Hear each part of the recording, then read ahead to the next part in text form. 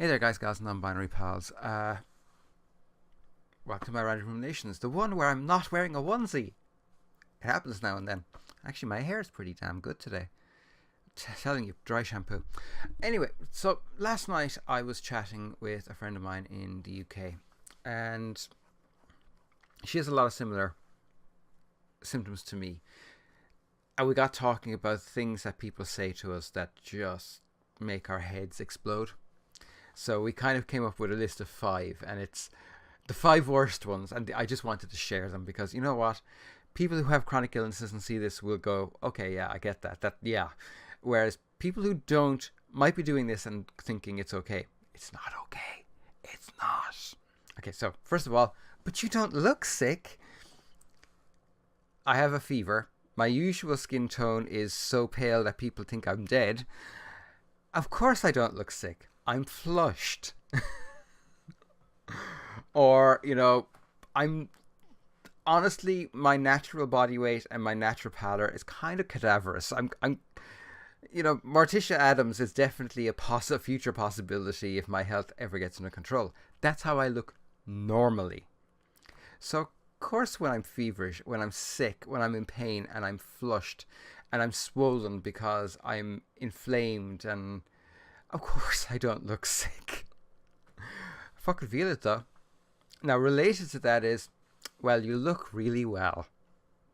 This usually comes at the end of a conversation. You've been talking to someone for like 20 minutes, and they randomly drop it in at the end of the conversation like it's supposed to make me feel better. It doesn't. I don't want to look really well. I want to feel really well. And being told I look really well actually delegitimizes what I'm going through. Even when it's not meant to be that way, it feels like a confrontation about where you can't be that sick. It's really annoying.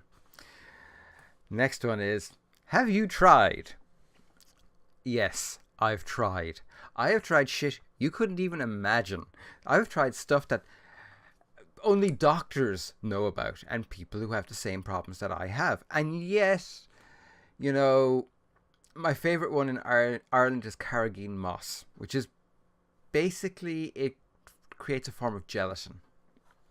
And yeah, if you have irritable bowel, of certain types of irritable bowel, it can be fantastic. But for me, it makes me vomit instantly because I'm very, very adversely reactive to something in it.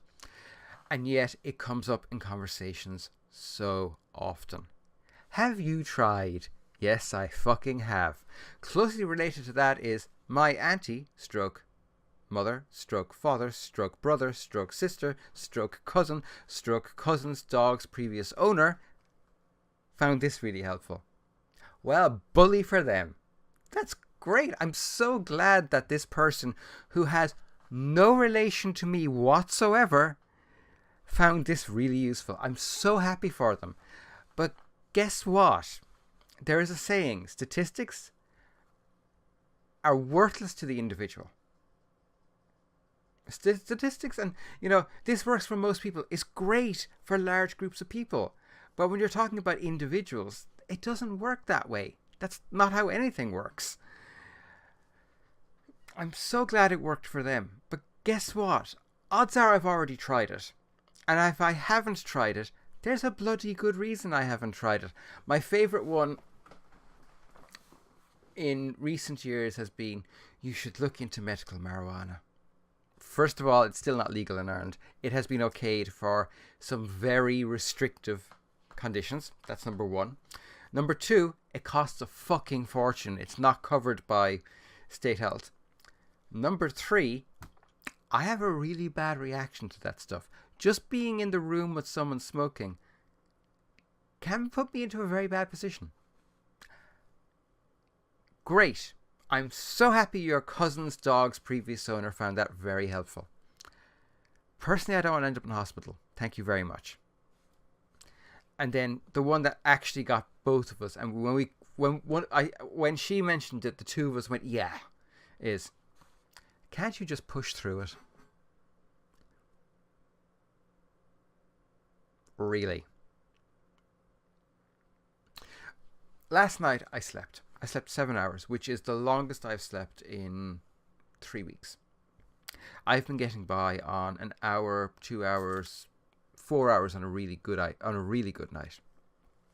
and I've reached the point where I'm semi-functional even at that level of exhaustion. Fine, whatever. But here's the thing: if you have a chronic illness, you only have so much pushing through that you're capable of. It's that simple.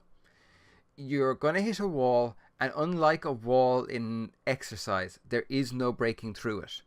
Your body has reached the end of its tether. And once it reaches the end of its tether, there is nowhere further to go. There is no more through to push through. That's it. Game over. End of the day. And what this comes up quite often with things like and I have a different friend, who was told by basically the British equivalent of job seekers that because she was able to make it to an interview, she was able to go to work. Now, she lived 15 minutes walk away from the place where she got the interview, and by the time she got back, the interview took 10 minutes, and by the time she got back home, she was so exhausted she didn't get out of bed for 2 days, and yet she's able to go to work. There's a reason people with chronic illnesses don't just push through it. Aye. So yeah, that is my thoughts on those particular things. There are so many more, but those are the ones that really get to me. And I know some of them seem very samey, but it's where they come in conversations and the effect they can have on you. I mean, they can just floor you. If you're having a bad day, someone coming out with that crap will just make you feel worse, and it'll just, if for no other reason than it'll aggravate you, and aggravation is just more energy being spent on something that you can't afford. Anyway, I will be back on Saturday with the first episode of the world building series, which I'm going to be going with Let's Build a role campaign setting, because really anyone who watches it is pretty much going to be a gamer anyway. So that's coming together, and I think I have another idea for a vlog, so I'm going to record it for next Wednesday right now. So have a great day, be good, and as always, fuck YouTube, and bye for now.